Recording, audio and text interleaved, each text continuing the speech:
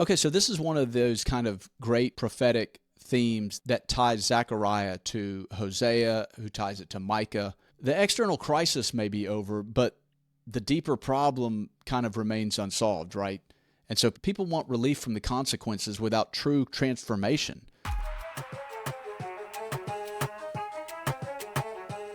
Okay, so this is the last in our series of the minor prophets.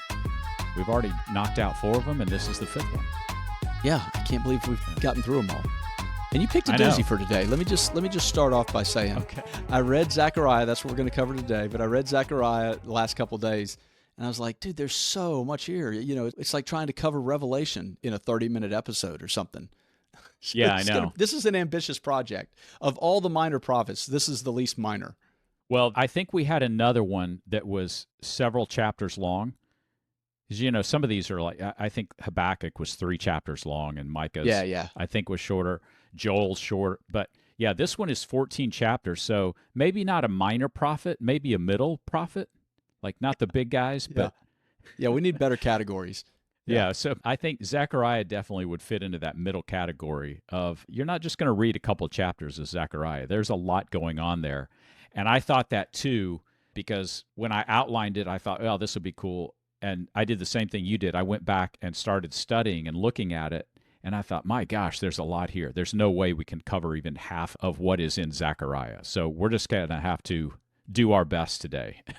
Do the 30,000-foot view and see if, tell everybody else to jump in and read it and dig into it yourself, because there's a lot there. Yeah, exactly.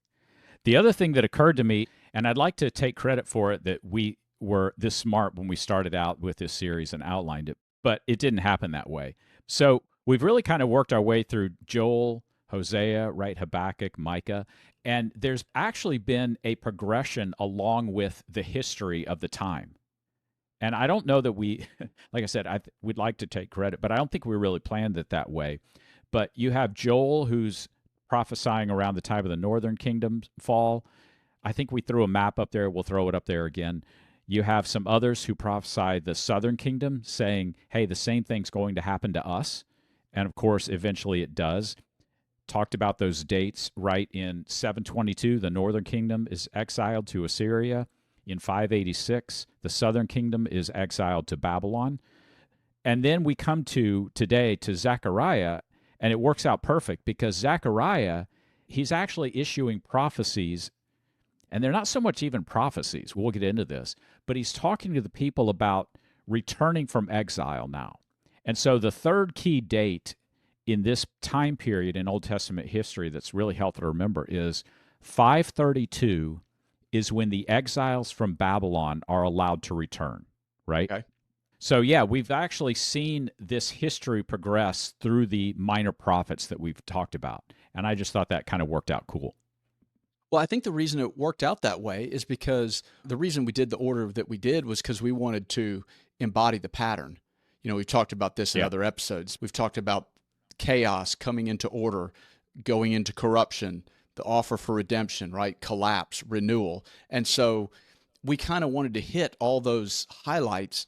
And Joel was the initial warning, you know, the locusts are coming. Hosea was kind of living out the unfaithfulness of Israel in real time. Micah's calling out corruption in the powerful, in the leadership. Habakkuk is sort of wrestling with the coming Babylonian captivity, right? And then today, Zechariah is talking to the people after the collapse, right? Calling them to rebuild and to remember and to hope again, right? So all these kind of capture that pattern overall, but to your point, it turns out that the reason it captured it in sequential order is because that was a pattern that played out in the history of the Israelite people. Yeah. And we've also said that it's easy to look at these prophets and skim them and go, well, they're all talking about the same thing. But I think that we've shown through this series that no, they're all talking about a different aspect, like you said, of the pattern, right? What happens when collapse is about to happen? What happens when things collapse? What happens when you have lost hope of renewal, right? What happens when the religious structure collapses? And so today we come full circle. So what happens when you return home and everything looks like it's set? And Zechariah is going to address that because that's not the end of the story. Things aren't just hunky-dory, right? It's like, yeah, go Yeah, live your well, best life now. yeah, I try not to make too many references to the Odyssey because when you always did it, I rolled my eyes because I hadn't read it yet. I was like, okay, here we go. But Yeah. yeah, that's the Odyssey. If the Iliad is about victory and the Trojan Wars, all that kind of stuff, the Odyssey is about coming home. And what does it take to come home? You don't just win the war and just come back the same person. You come back different. Yeah. And so the Odyssey captures this idea of what does it take to properly come home, an integrated person, after you've gone off to this war. And in a way, that's what Zechariah is going to talk about. It's like you can't just say, okay, we're out of captivity. Let's head back home. It's like there's a process of rebuilding, of renewal, of making something new come out of this while integrating what we've learned through this captivity. And that's what the book of Zechariah is kind of about. Yeah, that's a really interesting comparison. I'm glad you brought that up because in the Odyssey, of course, when Odysseus returns home, in a lot of ways, that's just the beginning of the issues. Oh, yeah. He survived this 10-year harrowing journey, right? But he gets home and his wife doesn't quite know who he is, right? His son doesn't know who he is. All the suitors have taken over his palace and are eating all his food. I think the dog is the only one who recognizes him. Like, Glad you said that. I was just home, about right? to say, I was waiting to stick that in there. You know, it's like the dog's the only one that recognized him, right? Yeah, yeah. He recognized him and then he dies. So, sorry, spoiler. Yeah. There you go. Yeah. Yeah. Be looking for that But in the yeah, movie. yeah, so it is interesting that the arrival home is really only just the beginning. And we have a tendency to go, oh, finally, we're back, we're home, right? And it's like, no, you have to rebuild a whole new life, right? Especially if you've been like Odysseus away for 20 years, or like the Jewish exiles, if you've been in Babylon for the last 50 years, right? And it could be the next generation that's coming home, and they don't really know how to act, right? They don't know what all this is about.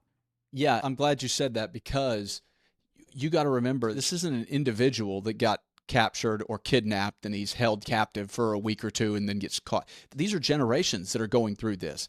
And so the generation that's coming back to rebuild was not the same generation that went into captivity. It's not the same generation that lived freely before the captivity, right? All that generation has died off.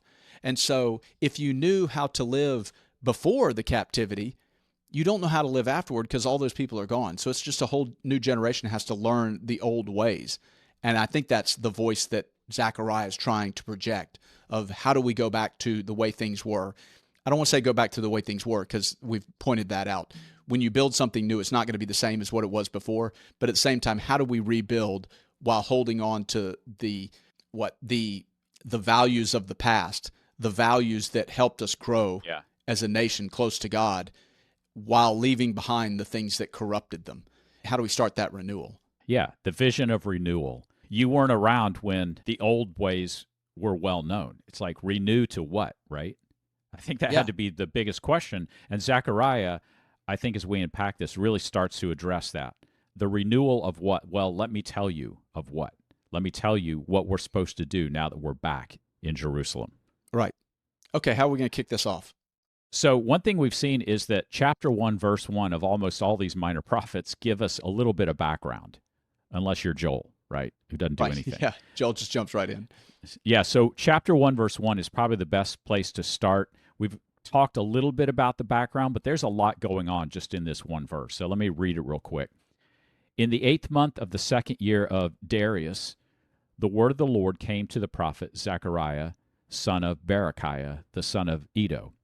So that gives us a lot of information right there, not the least of which is that the 2nd year of Darius puts it right at 520 BC. And so historically, we know when some of the kings of Persia reigned. We know when Darius reigned, right? We know about Cyrus, that I'll get into in a minute. But this one, we can say this was written at about 520 BC. Okay, yeah. So we pinpoint this one because Zechariah pinpoints it. Yeah, the first thing I noticed about that first verse was Darius. And I was like, Darius. And that was Daniel. Daniel was in Darius's court. He originally was in Cyrus's court. I looked this up, and Daniel would have been, which I love that when these prophets overlap, because again, we kind of think of them somehow sequential, one after the other, but that's not really the case. And so Daniel would have been about 70 years old. He would have been in the court of Darius because he was high up, had political power at that time. Yeah, and the other thing that is worth pointing out is that Cyrus and Darius, Again, those are Persian leaders. And so you're thinking, well, I thought they were in captivity in Babylon, right? And so this is the end of the Babylonian Empire and the beginning of the Persian Empire historically. Right.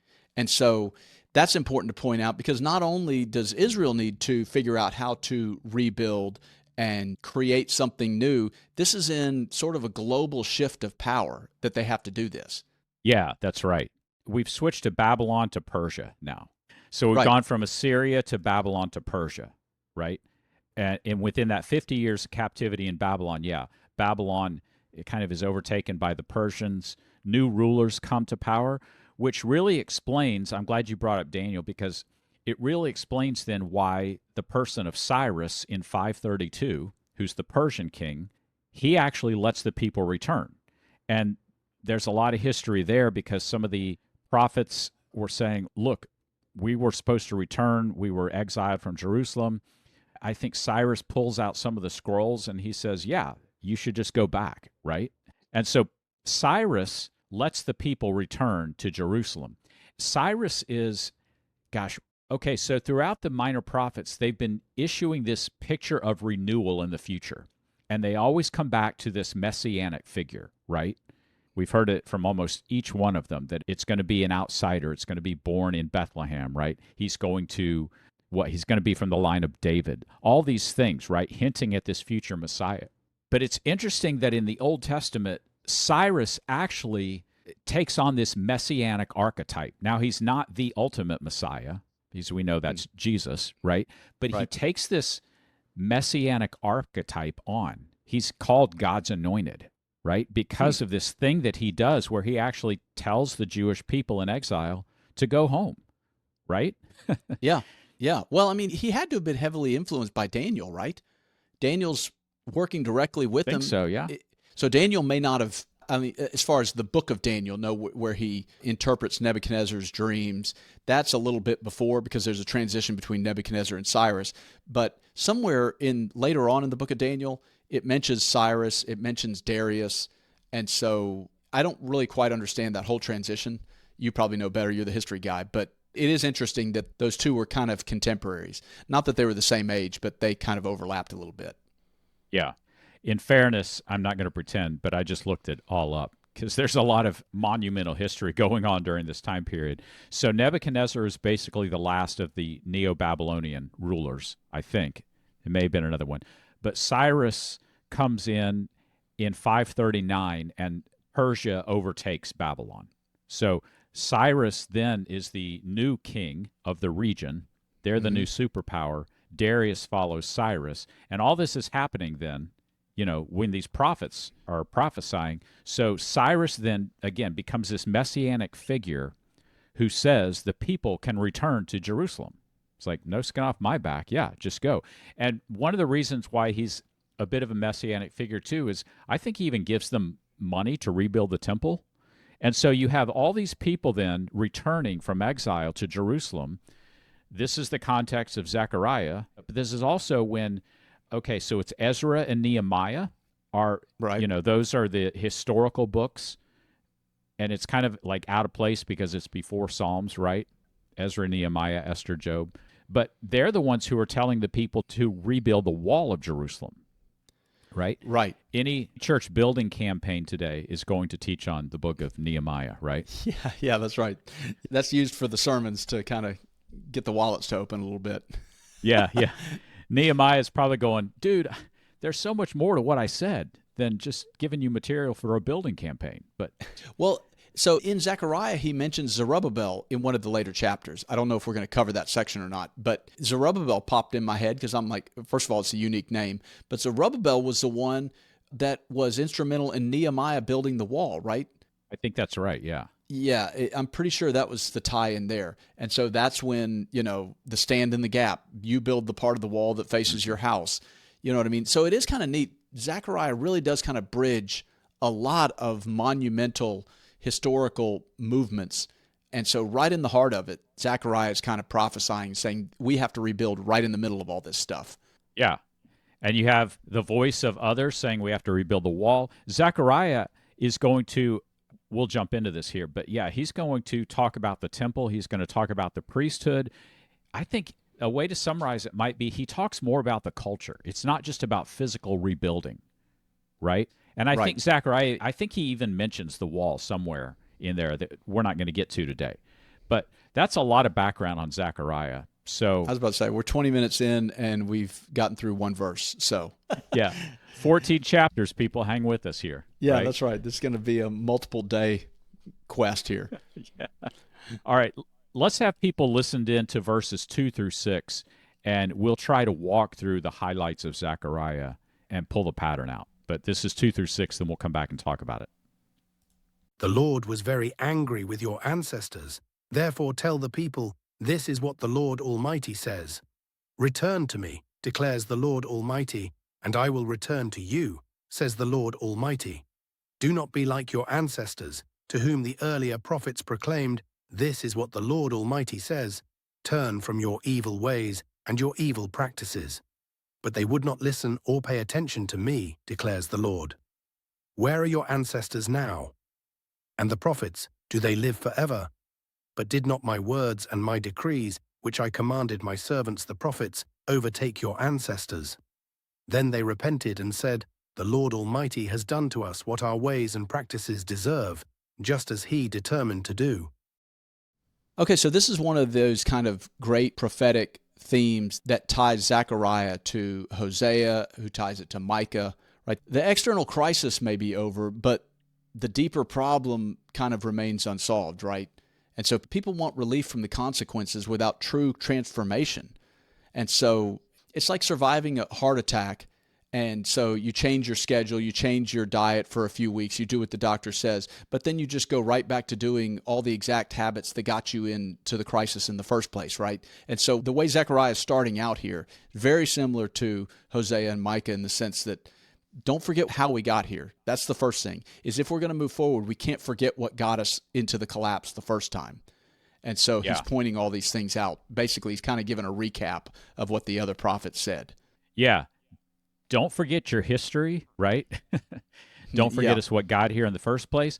And the other thing I think he addresses right off the bat in the verses you just heard was, hey, even though we're physically back and there's a lot of rebuilding to do, the rebuilding has to start with our understanding of our position with God in the covenant, right? Because that's what our ancestors did. They screwed all that up. That's who all those other prophets were talking about, right? So he's laying the foundation for saying, before we start rebuilding walls and temples, you have to understand that where our place in the covenant is and what our responsibility is, or this is all just going to happen again. Right. We may be out of captivity, but we're far from home. Yeah. Yeah. And again, I like that idea of Odysseus returns home, but the work is just beginning. There's relationships to reestablish, right? You've got to cleanse the land of the freeloaders in your house, right? You've got to do all these. You've got to. So that's what he's laying the foundation for, really. Right.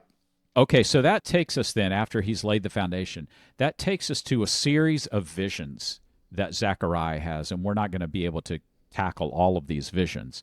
But in Zechariah 1, verse 8, he says, during the night I had a vision, right? And he starts to describe this vision, and I think he has 7 or 8 of them throughout his book. But he says there was a man mounted on a red horse. He was standing in the myrtle trees in a ravine. Behind him were a red and brown and white horse. So then he asked the angel, what do all these mean? And the man standing explained, these are the ones the Lord has sent out to go throughout the earth. So the report back then is that we've gone throughout the earth and found the whole world at rest and in peace. So kind of a weird vision, but that's what happens. He sees 4 horses. They go to the ends of the earth, and they come back and they say, the world is at peace. Now, next question then. That sounds like a good thing. Yeah, what's going on here, right? Right. Yeah. Well, yeah, I thought the same thing. I'm like, well, okay, that's good. That's a good report. Everybody's at peace. But it's almost like maybe a better English word, modern word would be complacent. Everybody is just complacent. They're in their regular routine. It's almost like the chaos is in the past and they're just becoming complacent again, which is what got them into the corruption the first time around. And so it's almost like everybody's just sitting quietly, enjoying the fact that the world isn't burning down around them. And so maybe that's a better example of peace. What was your thought on that? Yeah, so the first thing I thought of, and we've run into this in the book of Judges, where remember the 30 sons who rode 30 white donkeys? Oh yeah, sure. Sure, yeah, right. Yeah, And yeah. they're not horses, they're donkeys. But when you understand that symbolism, that is the illusion of peace, right? That's what Yes. that meant, Yeah. right? Yeah, that's right. And so then you see these 30 sons riding 30 white donkeys, and they're going around talking about, well, everything's at peace. Well, until their village gets overthrown and sacked, right? Because there was this illusion of peace, but they weren't prepared. And so I think there's a couple things going on here. I think there's that aspect of it where Zechariah says, look, the reports coming back are, I like what you said, the chaos has subsided, right? Mhm. The Persian Empire has brought a level of peace in the region. There's not these wars going on all the time, right? But Yeah. how prepared are we to maintain that peace, right? So, one of the things that I think he's doing in this first vision is the angel of the Lord is saying, look, there is this kind of, maybe a better word is like ceasefire, right? There's Yeah. this ceasefire going on. What are you, as the people of Jerusalem, as the exiles, what are you doing to rebuild? And the answer is nothing at the moment, right? Yeah. And it's They're like, just this enjoying is, the peace. yeah, it's like, hey, we just got here. It was a long journey, you know. We just enjoyed not being at war. And Zechariah, I think, is going to come in and say, that's great, but that time is over, right? Because let's not get caught off guard with this illusion of peace, I'll say, during this ceasefire. And Okay. that's the way I think this verse vision kind of functions. Yeah, it's hard to kind of pull all of this imagery together because it was several things. I mean, it's everything from the color of the horses. We can get into that in a second. But also it's like the myrtles, the myrtle tree. Yeah, You know, the myrtle trees. Yeah, they're standing in a ravine, which is the opposite of a mountain. So just the symbology initially, before we get into the horses, is that we're in a ravine. We're the opposite of the mountain, right? We're among these myrtle trees. I had to look this up to see what the significance of that was. And apparently this is like a little scrubby bush. We've been in the Middle East, we've been into Greece, and it's covered by these small little, you've got the cedars of Lebanon, which are reaching toward the heavens, but then you've also got these scrubby bushes all over the place that if you're hiking, you don't want to get anywhere near them because it's not like grass. You're not making your way through it. Well, a myrtle is kind of a small scrubby bush. And so it's sort of like this man that's standing in the ravine among the myrtles is creating this imagery that says it's something like humility. You're in a low place, right? I mean, we're not in a good spot right now.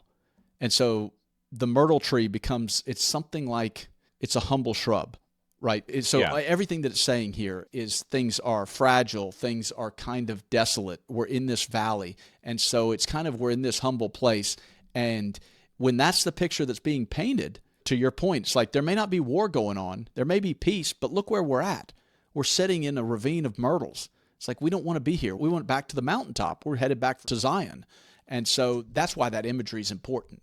It's like saying this is where we're at, and it's a reminder of where we want to go to. Yeah, okay. Yeah, that makes sense. I also had this image as you were talking about the little scrubby bushes. I don't know if you remember this. It's probably happened more than once, but you and I saw a cave and we pulled off the side of the road. We said, oh, let's hike through this little scrubby field and go to that cave. And I don't know if you remember this, but our shoes were just covered in these thorns. Oh, yeah. Yeah, I think that was in Philippi. That was another, but yeah, my shoes were, I just threw them away before we got back on the plane because they were it was crazy. Yeah. And it covered was, in I thorns. had those, because I had those shoes on that kind of had a foam bottom. Not Crocs. I wouldn't have worn Crocs, but the sole of them had that Yeah. spongy. It wasn't a solid sole. Oh my gosh. And I kept getting stabbed. So it was thick enough to go through that sole and stab me in the foot. And I'm like, what are we doing? Like we're walking in a sea of nails. But Yeah. they were brutal, man.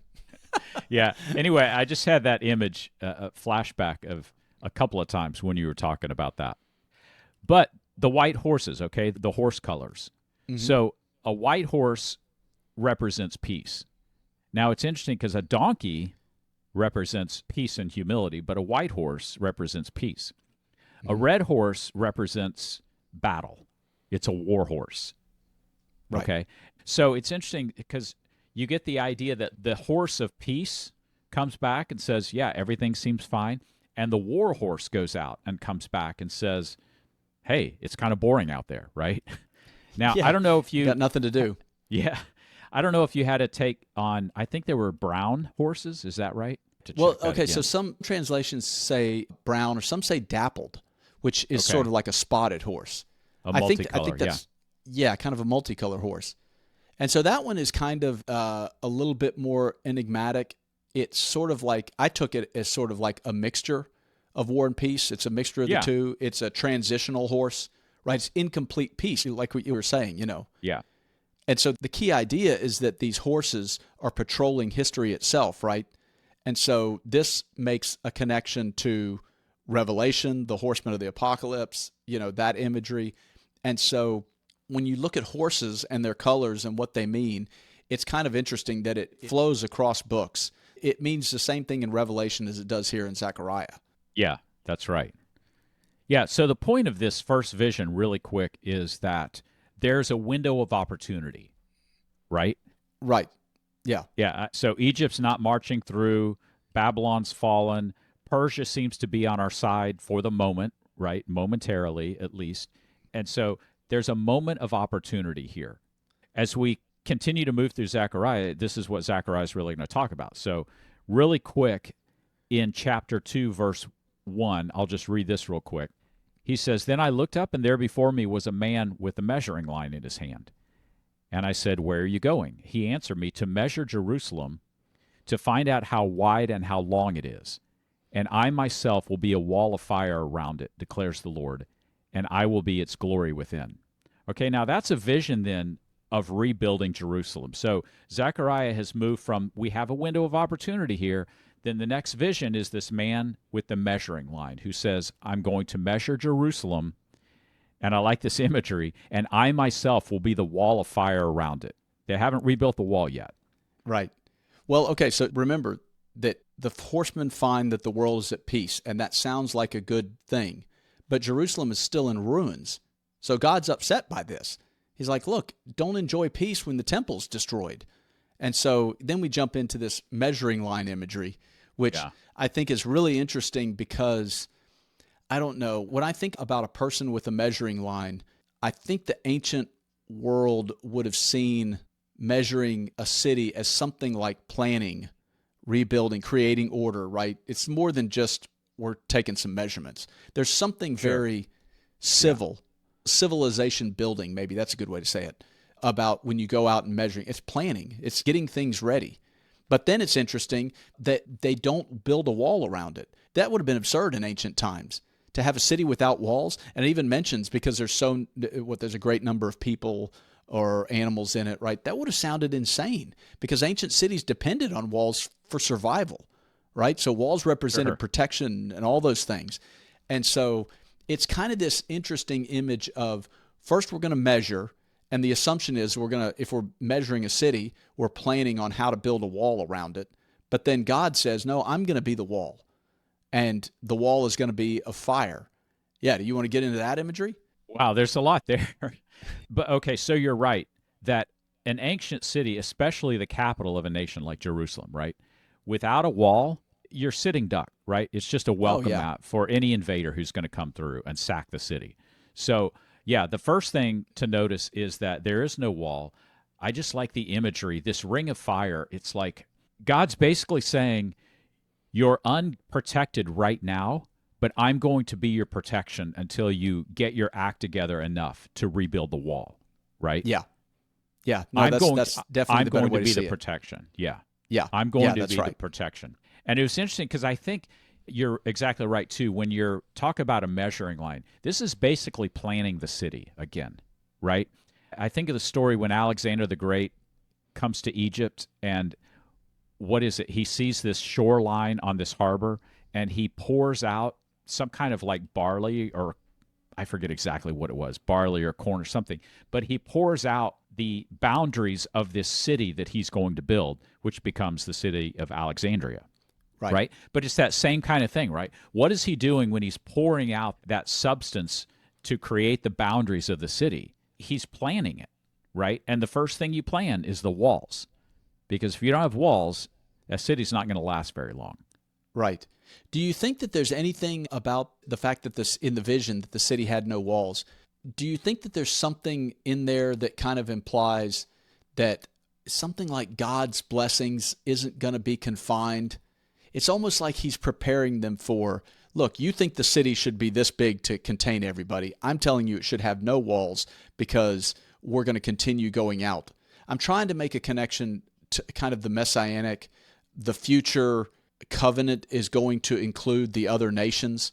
We're going to get into this in Zechariah later. But it's sort of like with there's no walls, you're including other nations. In a realistic sense, of course, that's absurd because you don't want to do that. You're sitting ducks, like you said.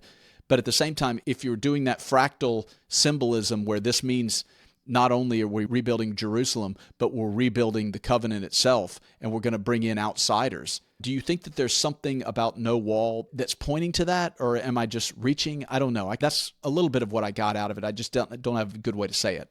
Yeah, there could be some.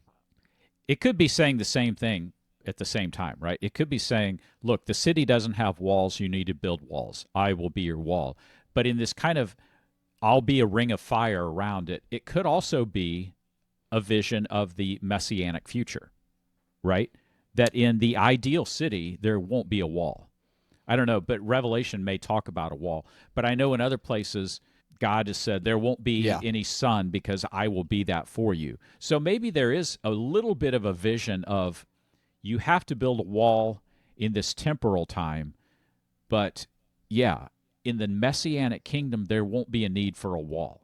But we're not there yet, so you'd better build a wall. Something like that. Yeah. Right.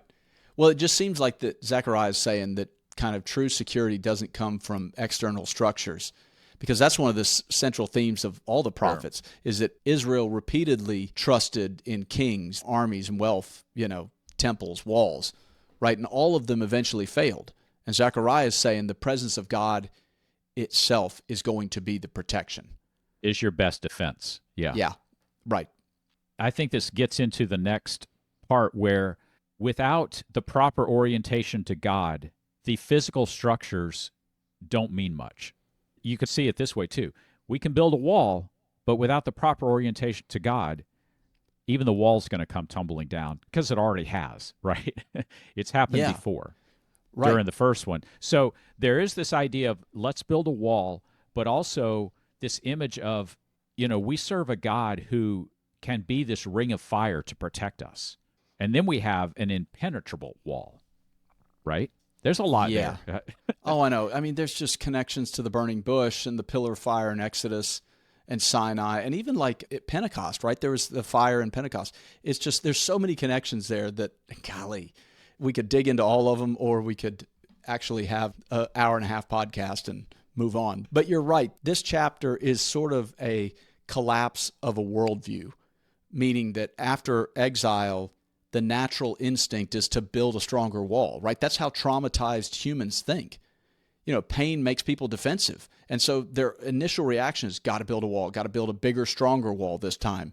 And Zechariah, to your point, is saying, okay, listen, yes, we do have to build a wall, but right now we have to plan for it. We have to do it the right way. Don't just start throwing rocks out there, right? It's like, don't let the trauma of captivity move you forward. Let's move forward in a different way. And so he's almost like he's kind of dismantling a little bit of a worldview right here. Yeah. And there may be a tendency, like you said, coming back from exile to panic, to go, we have to do all this really fast. But I like what Zechariah is laying out here is he's saying, look, I had this vision from God. We have time. There's a window of opportunity here, but we have to take advantage of it. But we have time, right? Right. There's no need to And in the meantime, panic. God will be our defense. Yeah. No, that's cool imagery. Yeah. Okay. All right, so let's skip ahead to chapter 3. This is another vision here, and we'll let people listen to chapter 3, verses 1 through 5. Then he showed me Joshua the high priest standing before the angel of the Lord, and Satan standing at his right side to accuse him. The Lord said to Satan, "The Lord rebuke you, Satan. The Lord, who has chosen Jerusalem, rebuke you. Is not this man a burning stick snatched from the fire?" Now Joshua was dressed in filthy clothes as he stood before the angel. The angel said to those who were standing before him, "Take off his filthy clothes." Then he said to Joshua, "See, I have taken away your sin, and I will put fine garments on you." Then I said, "Put a clean turban on his head." So they put a clean turban on his head and clothed him, while the angel of the Lord stood by. Yeah, so the first thing to note in this vision is he sees Joshua the high priest, and he sees Satan, or the Satan, right, accusing the high priest. And what's notable here is that the high priest Joshua is dressed in filthy clothes as he stands before the angel. All right, and the angel says, "Take off your filthy clothes and put on new garments." Now, the first thing to understand here is that this is not Joshua of the Old Testament Joshua, okay? This is actually a high priest at that time who was named Joshua, which would have been a common name, right? Okay, But well, then it seems you- like they would okay. have pointed that out. How do you know that? Out of Huh? curiosity, is that just, how do we know that? He doesn't point that out, does he? Okay, so I had to look this up. Ezra 2, verse 2, so it's Ezra and Nehemiah, right? Same time. Right. Ezra 2:2 lists Joshua as one of the leading high priests of Jerusalem when they returned to exile. So Ezra Okay. 2 says, no, this is a guy. His name's Joshua, right? But then you Right. have this whole interesting tie-in that what is the name Joshua? Well, it comes forward, it's basically the name Jesus, right? Oh, sure. The yeah. name because in New Testament, right, the name Jesus is basically the name Yeshua, right? So you have this interesting picture of Joshua, who's actually the high priest at that time, but then he's standing accused before Satan, and the angel rebukes Satan and says, "Put on these new garments." I don't know. I think that's interesting imagery, right? Of Jesus Yeah. will become this great high priest, right, who will be accused by Satan and actually overcome. That's a whole different conversation we could have, but that is imagery there. But this is an actual high priest at the time named Joshua.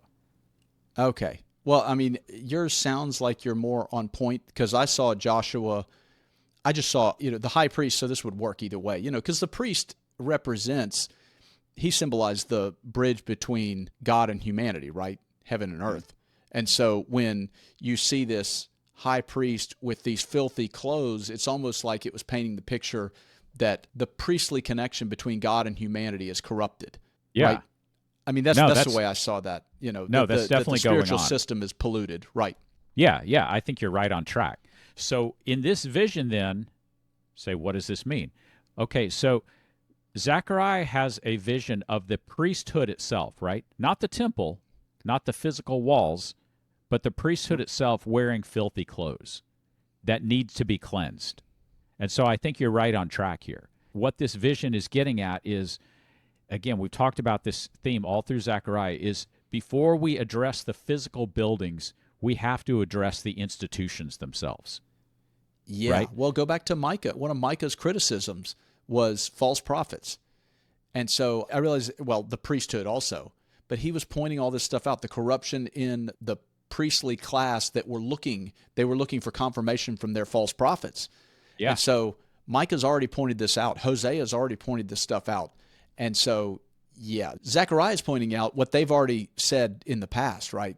That this institution is polluted. And to your point, we can't worry about building the institutions back until that's corrected, until that integral part is corrected. Who needs a temple if you've got corrupted priests there overseeing it? Yeah, that's right.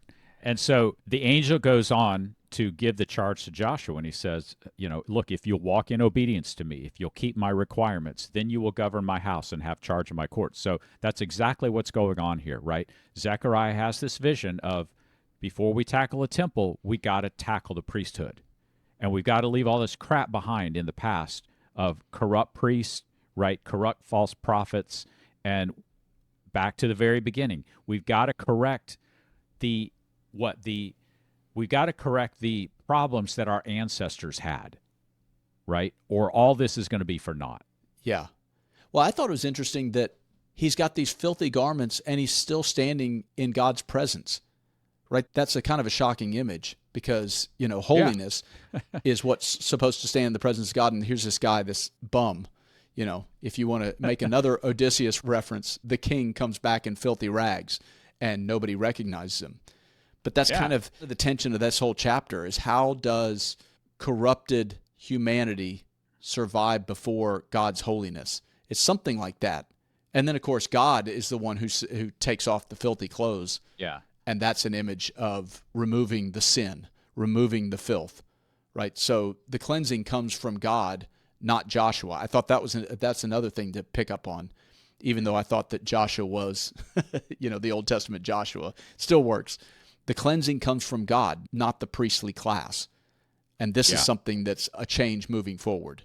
And we're going to see that play out in a couple visions from now. But yeah, I imagine as a result of this, probably Zechariah goes to the priests and says, look, we need to kind of rededicate everything, right? We need to go through this cleansing process to make ourselves holy before God before we can even start talking about rebuilding physical buildings. Yeah, that's right. All right, let's move on. Chapter 4 is more visions because Zechariah has a lot of these visions. But let's skip ahead to chapter 5. There's a couple here that I want to talk about. We're going to talk about chapter 5, verse 5 through 11. But before that, verse 1 is the flying scroll. And I think you had some thoughts on this vision of the flying scroll real quick. Well, yeah, I had several things because that's kind of a strange image. Yeah, the flying scroll, to me, it popped out as like, well, the scroll is kind of obviously something like God's truth, right? And it's flying, so it's no longer contained. It's no longer hidden, right? And so, again, we're talking about corruption. So corruption that was tolerated privately is now publicly exposed. And that's going to tie into this next image of the woman in the basket. But this scroll flying through the air kind of suggests that judgment is A, unavoidable, and B, that it reaches everywhere. But the other thing that I thought was interesting about the scroll is that it was specifically 20 cubits long and 10 cubits wide. Right. And so that's another one of those kind of weird, if you're talking about a flying scroll, you're obviously speaking some metaphorically, but then it's weird to give such specific dimensions to a metaphor. And so I looked that up. I'm like, okay, what else? This is where AI is great. I just punched into AI, where in the Bible do you find 20 cubits by 10 cubits? And it came up with Zechariah, obviously, but the only other place it came up was the Porch of Solomon. So the Porch of Solomon was specifically 20 cubits by 10 cubits, and that is historically where the scribes would read out. They would stand on the Porch of Solomon, and they would read to all the people the scriptures, right? That's where the scribe would, And so there's that connection that I don't think they would have missed. And the other connection that I found is that's the specific dimensions of the holy place, not the Holy of Holies, but the holy place. And so imagine the tabernacle is a certain dimensions. You got the Holy of Holies, which is the inner sanctum, but then outside is the holy place. That's where the Ark of the Covenant was. That was where the cherubim on either side. I think there's a connection there to the olive trees on either side. What I'm trying to say, and I wish I'd written some of this stuff down, is that I think there's a clear connection that people reading Zechariah would have picked up on. And the scroll is not only God's word or God's judgment flying to all the reaches of the earth. It was in this pattern of the holy place. There's all these connections to the old tabernacle. And so the way I view this, and again, this is just me kind of digging a little bit. Hindsight is 20/20. So when we're looking back on ancient prophecies, knowing through the lens of Christ and Christianity and the crucifixion, things like that, I look at that as almost like the tabernacle has flown away. The necessary place where you go to the priest and have your sins absolved has turned into this flying scroll that flies to the ends of the earth. And again, that's kind of, I'm maybe reaching, but I don't think I am. I think that it's one of those things that in hindsight, all that ties together with the new covenant and the coming of Jesus. I like the idea that the dimensions fit Solomon's porch, basically, where the scripture would be read, right? Yeah. And so when you were saying that 20 by 10, I was thinking, well, that's kind of the layout of a lot of temples, right? They'd be twice as wide as they are long, something like that, right? Yeah, the 2-to-1 ratio. Yeah, the 2-to-1 ratio. Yeah. Mm-hmm. So I like that image. So I could see how, the flying scroll, and look, the temple's probably destroyed, right? So the flying scroll represents maybe of embodiment of what the temple was supposed to be. And so you see the scroll that goes throughout all the world. And it's interesting, too. It says, I will enter the houses of the thief and the house of anyone who swears falsely by my name. So that's the scroll that's judging, right? Right. Yeah, that's the Yeah. judgmental aspect of it. Yeah. Yeah. So yeah, that's really cool. That makes sense. I didn't get the whole like 2-to-1 ratio, but yeah, that's exactly what it's talking about.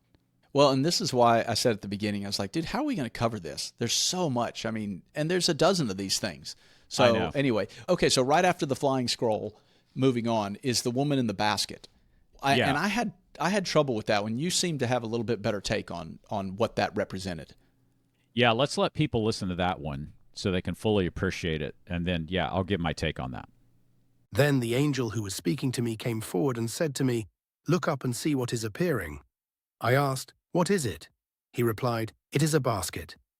And he added, "This is the iniquity of the people throughout the land." Then the cover of lead was raised, and there in the basket sat a woman.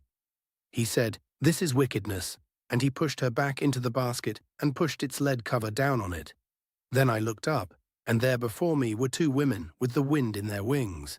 They had wings like those of a stork, and they lifted up the basket between heaven and earth. "Where are they taking the basket?" I asked the angel who was speaking to me. He replied, "To the country of Babylonia, to build a house for it. When the house is ready, the basket will be set there in its place." Okay, so we have this image of the angel that comes forth, a woman in a basket, and this isn't like a wicker basket because it has a lead top to it. And so it's more like a concrete or maybe even a lead bowl with a lead top on it. And the top is taken off, and you see this woman inside, and her name is Wickedness. And so they have to stuff her back in the basket and put it on, and then these angels carry it off. Help me out here because I was a little bit lost on this one. Yeah, it's such a strange vision, right? And so many of these visions are. It's like my dreams after I've had chicken wings or something like that. Oh, yeah, yeah. I read that and felt like I just woke up with 104-degree fever. Yeah, so think about what Zechariah's been talking about, right? He's talking about cleansing the priesthood. To your point, the scroll that goes out and judges, right? So Zechariah is still on this track of, look, we have to cleanse ourselves. We have to cleanse the institutions before we can move forward with actually building structures, right? So what this is, I think, is the woman who represents wickedness, right? Mm-hmm. It's almost like symbolically, she represents the sins of the people. You could even think of it, the sins of the ancestor. And so what God is doing here in this vision, he's saying, I'm gathering all this up. It's in this personification of this woman in a basket. And notice where he takes it. He takes it to the country of Babylonia. So he takes it back to Babylon, right? Oh, wow. And okay, so, that's Shinar, right? Yes. So what he's doing then is he's taking all the sins of the people who are now inhabiting Jerusalem, the sins of the ancestors, and he's basically saying, I'm wiping the slate clean. Now is a chance for a new beginning because I'm going to take all their sins and I'm going to take it back to Babylon, right? Now, again, the woman in the basket going back to Babylon, what image is that, right? It's the whore of Babylon. The whore of Babylon, yes. Yeah. Okay. Right? Well, so that's one thing I was grasping. I was like, okay, why is it a woman? And then it's clearly says two women angels carry her back. And so I was like, what's the feminine? What are they trying to grab here? But that's exactly it. It's the whore of Babylon imagery is what they're doing. And so if I can push back on your idea that wickedness is the sin of the people, you could also say that she represents the culture of Babylon still living within the freed Judeans, Israelites, right? Yeah. You can't rebuild a holy city while secretly carrying Babylon inside of you. Yeah, that's true. Like all the sins they bring from Babylon, whether it's bad habits, whether it's idol worship, right? Whether it's who knows what the people were into. We talked about this and we'll get to it probably again. But this idea of just because you return from exile doesn't mean you live like a free person, right? I imagine there's this whole psychology of saying, stop living like an exile, even though you're free living in Jerusalem. And so that could also be captured in this idea. It's like, we got to get rid of all this junk, this baggage that we're carrying around, right? So let God cleanse it, let God take it up, and let him take it back to Babylon, where it belongs. Yeah, that's so interesting because that's a modern issue that we talk about is when you go through some kind of trauma, if you had a horrible childhood, if you went to war, have PTSD, you may be out of the situation. You may be back from war. Whoever was doing the abuse to you as a child, that person may be gone, but you still carry that within you. And so the next step, first step is to get ourselves out of this terrible situation. The second step is to get the terrible situation out of us. And so he's kind of laying out a little bit of a modern idea of psychology and psychological trauma that we have to get rid of before we can move forward. No, yeah, it's exactly right. Yeah, how many times do you see people from a certain country, right, freed from a dictator or freed from a really oppressive regime? And it's almost like you have to like have patience with that next generation to say, here's what it actually means to live free. You don't live under that dictatorship or that oppressive regime anymore, right? And so I think that's a little bit of what's going on here with this really interesting vision of the woman in the basket. No, that's really helpful because now those two visions, the scroll and the woman in the basket, kind of tie together as part of this overall process of these are the steps it takes to rebuild. And to what we said at the beginning, you don't just waltz into the promised land. You have to go through the wilderness. You have to kind of learn what it takes for the new generation to accept this new promise, this new covenant that they're moving into. And so, yeah, okay, that's starting to pull together a little bit. The other thing I'll say, too, about, because it is this strange detail about, she says it's a basket, right? And you think wicker basket, but then it's got this lead top on it. And I just think that indicates like the finality of it being sealed away, right? Because if it's a basket, she can just get out, right? Or, it's like if a wicker basket doesn't really hold water, right? But if it's like this lead container almost, it's almost like, gosh, what was it at Chernobyl? They had to seal the whole thing in this unbelievable concrete thing. So it is being sealed for all eternity, right? It will not get out anymore, the radiation. And I think that's the image I got with this like lead top on this basket, right? It's not getting out anymore. Yeah. It's funny you say that because I thought the same thing. It's like, man, this is kind of crazy that they use the term lead because now I think of lead. If you're in a lead room or a lead-lined room, no signals can get in and get out. Your phone isn't going to work. And I was like, man, that's kind of a crazy ancient idea that they captured, that lead seals. It's obviously got weight to it, but also there's a sealing effect to it. And oh man, my love for conspiracies jumps into the ark was some sort of radioactive energy transmitter and you had to seal it in lead or else the people are going to, I love all that stuff. But I did read that and think, man, that's kind of wild. How did the ancients kind of understand the process of lead? Because you can take this, and this is not me, well, I guess it is me, taking the 21st century and projecting it back on that verse.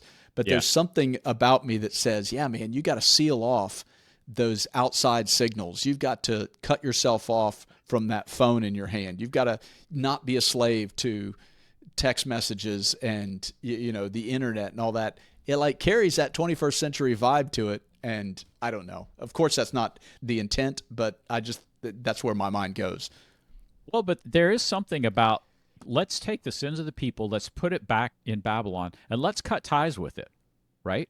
Yeah, again, send Babylon back to Babylon. I think it's like, man, leave Babylon behind. Some of you who are physically here in Jerusalem, you've never left Babylon, though, right? You're still hung up. We would say that, right? You're still carrying your old habits. You're carrying what might be a couple generations now of, familial wounds from being exiled, right? And it's like, let's just seal that up and forget about it, and it's done before we can move forward. Yeah, there is definitely a 21st century sermon in those verses. A good pastor can take just those verses and run with it. Oh, Have yeah. a whole series on it.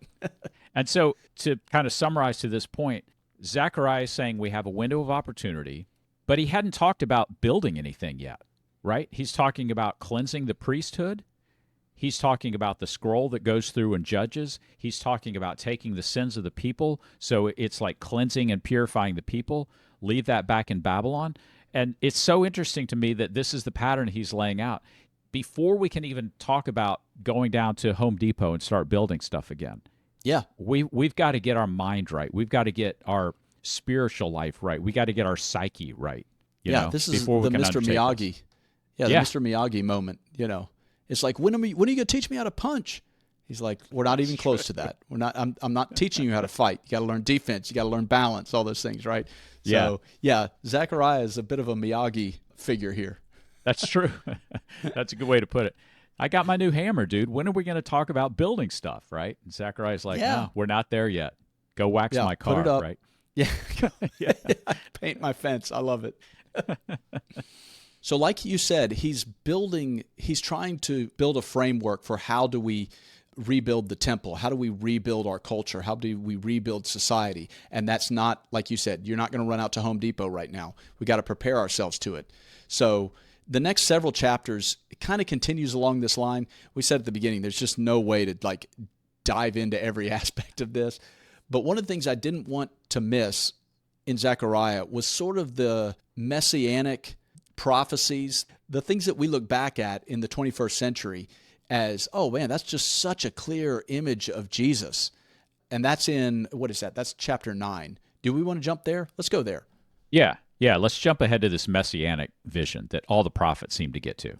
Okay, so let's go to chapter 9, verses 9 through 13, and then we'll let everybody listen to it, and that way we can kind of dig into this messianic prophecy on the other side. Rejoice greatly, daughter Zion. Shout, daughter Jerusalem. See, your king comes to you, righteous and victorious, lowly and riding on a donkey, on a colt, the foal of a donkey. I will take away the chariots from Ephraim and the war horses from Jerusalem, and the battle bow will be broken. He will proclaim peace to the nations. His rule will extend from sea to sea and from the river to the ends of the earth. As for you, because of the blood of my covenant with you, I will free your prisoners from the waterless pit. Return to your fortress, you prisoners of hope. Even now I announce that I will restore twice as much to you. I will bend Judah as I bend my bow and fill it with Ephraim. I will rouse your sons, Zion, against your sons, Greece, and make you like a warrior's sword. Okay, so as you listen to that, right away, you kind of catch that image. I'm sure nobody missed it. See, your king comes to you, righteous and victorious, lowly and riding on a donkey. All right, so that's just a clear image of Jesus coming into Jerusalem on a donkey. But you're saying there's a lot more there than just that little reference. Yeah, so it starts with that, which, again, this is quoted in some of the Gospels in the New Testament because they recognized it. They started quoting Zechariah, right? So Matthew chapter 21, John chapter 12, they both reference this idea of this is what we're supposed to look for in a Messiah. And so I think we talked about in Micah, it said it's going to come from the line of David. He's going to come from Bethlehem, which is the outside, right? It's the unimportant place. It's not the center of power. So here you have another piece of the puzzle here. So your coming king is going to come riding on a donkey, lowly and riding on a donkey, okay? That's a great image, especially when you tie it back to maybe the war horses of his first image, right? He sent war horses around the world that said, yeah, now's a good opportunity to rebuild. And now you see their ultimate Messiah / king riding in on a donkey, which is, of course, Jesus entering Jerusalem in hindsight, right? Genuine peace, yeah. Yeah, genuine peace, not this false sense of peace. Mm-hmm. And to play off that imagery then, the rest of that section that was just read, it makes sense then of what it says. I will take away the chariots from Ephraim and the war horses from Jerusalem. The battle bow will be broken. Why is he saying all that? He's saying that because when the true Messiah comes and establishes God's kingdom and brings true peace, you won't need all this stuff. You don't need your chariots. You don't need war horses, right? You don't need bows. He will proclaim peace to all the nations. And so this is the vision of the ultimate future, right? God's messianic kingdom that the other prophets have talked about as well. Yeah, and to go back to the expectation of a wall, the very first thing when you're out of captivity is we need to build a city and we need to build a wall. And, it's saying, nope, no walls yet. God's going to protect us, this ring of fire. And it's sort of this same worldview that Zechariah is inverting. He's saying, what do we need after we get a wall? What do we need after we get our city established? Well, we need an army. We need war horses. We need people to go out and protect us. We need people to meet people at the gate. And it's like, nope, we're going to have, your king is going to ride in on a donkey. So the Messiah is going to come not as Caesar, right? It's going to be the anti-Caesar. Yeah. And so that's the image that he's throwing out there. Again, with our hindsight, it's so obvious. But at the time, the mentality of a captive person is, no, we need protectors. We need warriors. We need walls. We need all these things that need to be established. And Zechariah is kind of inverting all that. Yeah. This also ties back to that idea of this ring of fire where God says, I will protect you while you go through the hard part of processing all this, heal while you plan, right? Mm-hmm. And so, again, part of the ultimate messianic future is you won't need a wall. I'm there to protect you, right?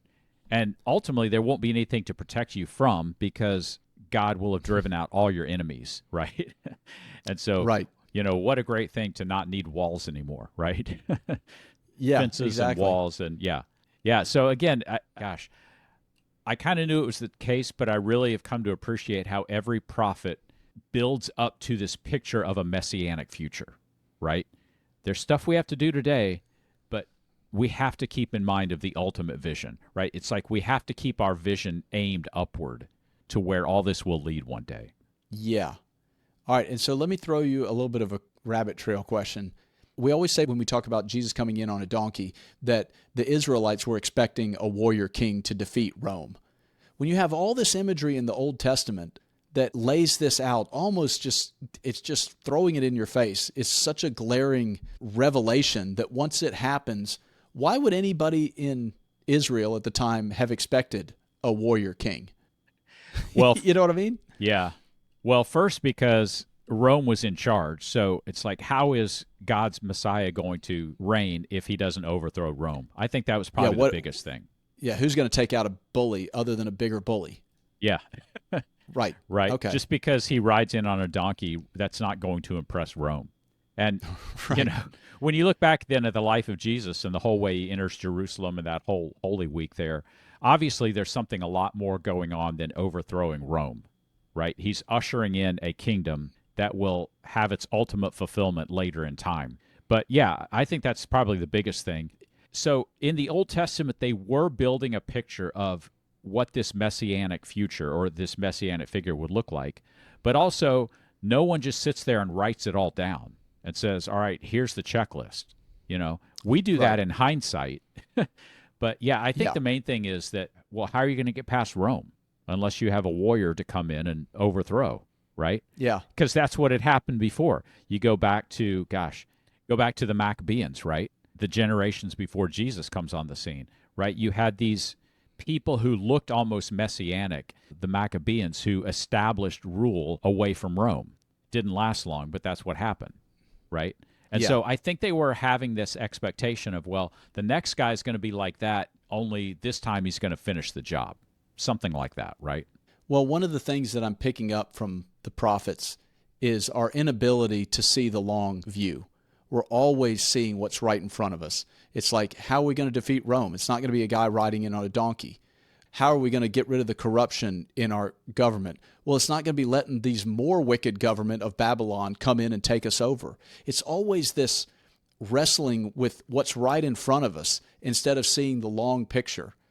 And so I guess maybe sort of a 2026 observation maybe is that the next time you worry about, is AI going to take over the world? How in the world can we fight the corruption in government? Both sides, Republican and Democrat, they're all corrupt. I mean, how are we going to change this? There's wars, there's rumors of wars. It's all this kind of chaos right in front of us. And one thing that you kind of learn through the prophets is, A, there's a pattern to all this and a process to go through each section of the pattern. But B, stop having such a short-sighted view. Start to view things through the eyes of God, who a day is like 1,000 years. And so who the next president is, I promise you, is just a drop in the bucket, and he's not worried about that. And start looking for the patterns, start looking for the Messiah coming in on a donkey. You may be looking for who's going to overthrow Rome, when from the 21st century looking back, we look at that and say, man, that was such a clear ushering in of the Messiah. How did they miss it? well, they're dealing with their world. They're dealing with what's right in front of them. They're dealing with their taxes next year. They're dealing with whether they're going to have their property seized. And that's the problem that's in front of them. But obviously, when you're on God's time frame, it's a whole different set of issues that you're looking at. Yeah. And it's such a difficult perspective to hold when, you've got a short life and there's so much chaos in the world and you want to fix it. Again, I think sometimes we lose sight that this is the way the world is until God's kingdom fully comes, right? But we want to fix it now. We want to usher it in now, right? So we have to fix all these problems. And that's not the way this really works. And that's what the prophets keep coming back to. Yeah, and when we say we want divine answers and divine intervention, what we mean is we want divine intervention for what's right in front of us. And that's not the timeline that the divine lives with. You know what I mean? And Right. so that's another kind of way of viewing that. It's like, man, all I'm worried about is, can my kids afford a house, or am I adequately prepared for retirement, or all these little short frame ideas. And so we ask for divine help in those things. And you're right. It's probably good to remember that, man, that's a whole different timeline you're asking for. Well, I just had this thought of, when you were in elementary school and some bully knocked your school books out from under your arm or something like that, right? And in that moment, that seemed like the worst, most humiliating thing that could ever happen, right? How is the world ever going to recover from this, right? Or you break your arm because you fell down, right? And you're like, I can't even see the future. And of course, I say that because we look back now and you go, it was such a little blip on the radar, and you move past it and go on. And I think sometimes our view of the world, politically, socially, is kind of like that third grader who goes, man, this is the end of the world. How can I recover from this, right? And you look back and you go, you'll be fine. The world goes on, right? This too, will survive, right? Yeah. Well, when we went to Europe as kids, I forget exactly where we went, but I was like 10. The weekend we were leaving, I was upset because a good friend's birthday party was going on and I was going to miss it. But you talk about just no perspective. I was truly upset on the plane. I was thinking, why did we have to go to Europe on a Saturday? Why couldn't we have waited one day? I could have gone to the party, But you're right. It's like everything is the end of the world when you're that age. And I guess when you're our age, it doesn't get any better. We think it's better, but we still have that short-sighted view. Yeah, that's right. That's funny. All right, so let's wrap this up, but I want to hit a couple more specific verses here. And again, we're going to jump ahead real quick. But there's another piece of this puzzle of what the Messiah will look like, because in chapter 12, verse 10, I'll read this real quick. He says, I will pour out on the house of David and on the inhabitants of Jerusalem a spirit of grace and supplication. This is God talking to Zechariah, by the way. He says, they will look on me, and then it says, on the one they have pierced, and they will mourn for him as one mourns for an only child, and grieve bitterly for him as one grieves for a firstborn son. Such an odd detail, right? Of basically God saying they will look at me and then say, the one they have pierced. Again, it's one of those little clues that it's like, why would he say that? Right. But then, of course, the Son of God is pierced on the cross. Sure. And it's just another little interesting piece. I wanted to be sure and call that out. Well, I think kind of what it's saying is that God will ultimately defend Jerusalem, but the people have to first recognize the one that they pierced, which is just so fascinating. But it is so obvious because that really is it, what he's saying. It's like God will defend Jerusalem, but only after you accept the one who's been pierced. Okay, maybe this is where you should go, because it's so interesting, because we just talked about this vision of a warrior king riding in, and no, it's a guy on a donkey, and then he takes it a step further and says, and oh, by the way, you're going to pierce him before you actually, right? Right, It's like, yeah, absolutely. It's like he's not going to come take over. He's going to get wounded by you almost. That's almost what it's saying here.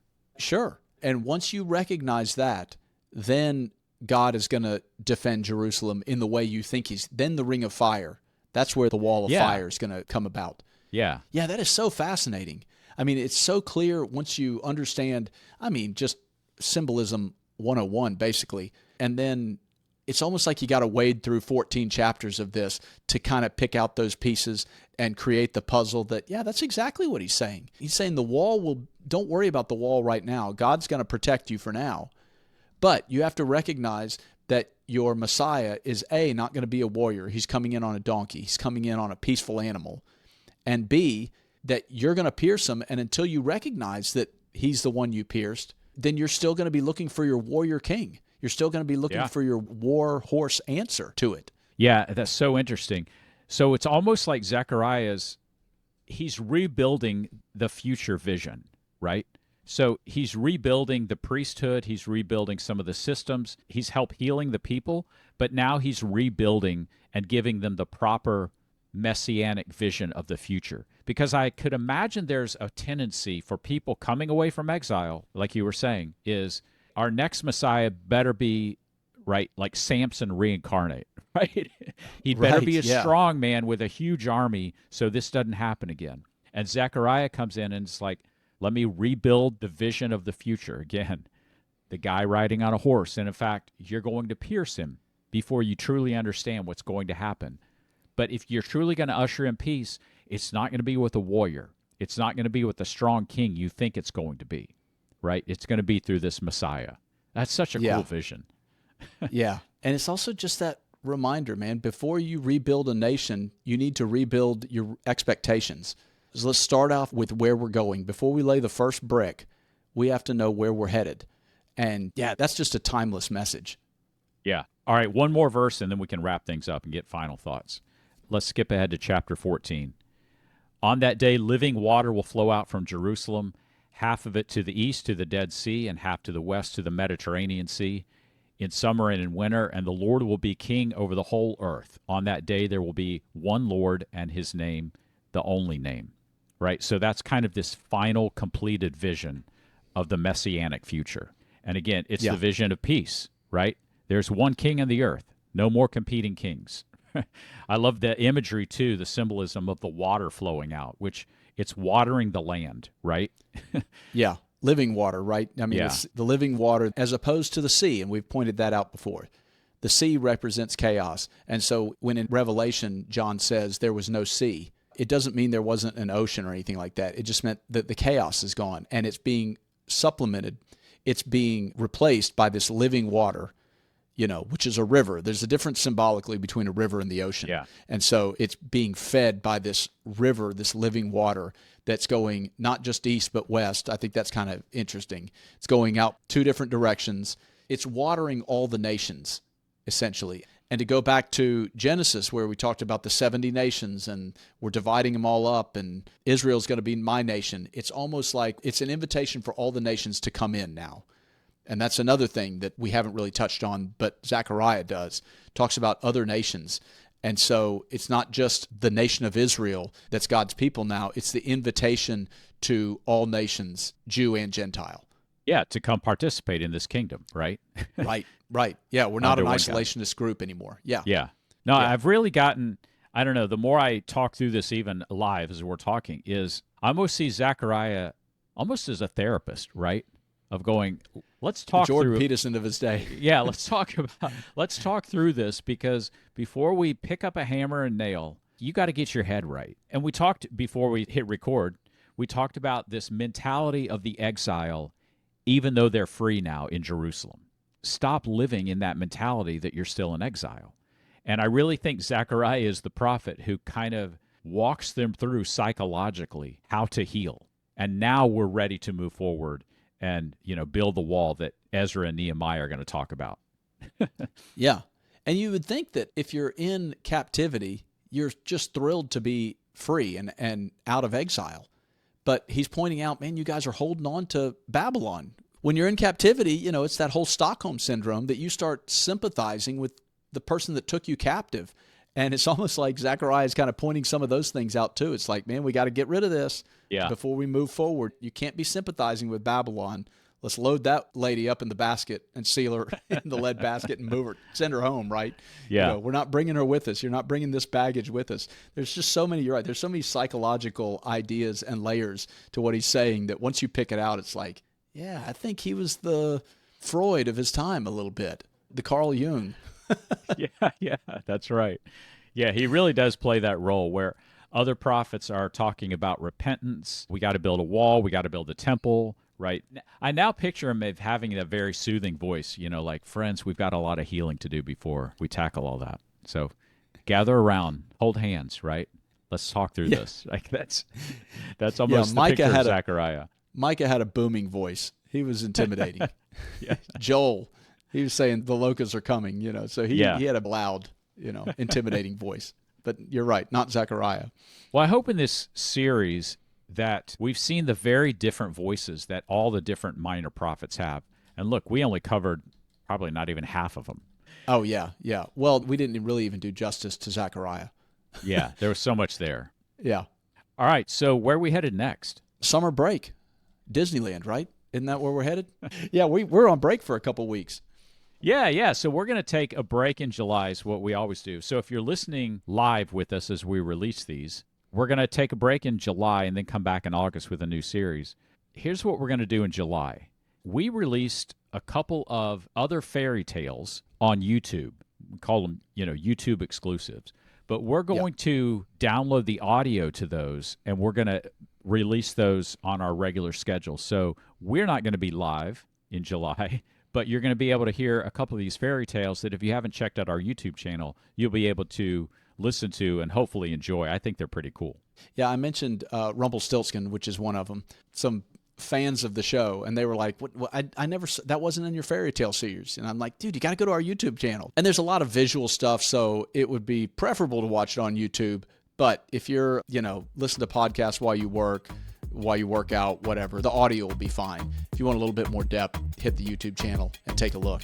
But yeah, otherwise, have a great summer. Yeah, we'll see you in August then. Yep, sounds good.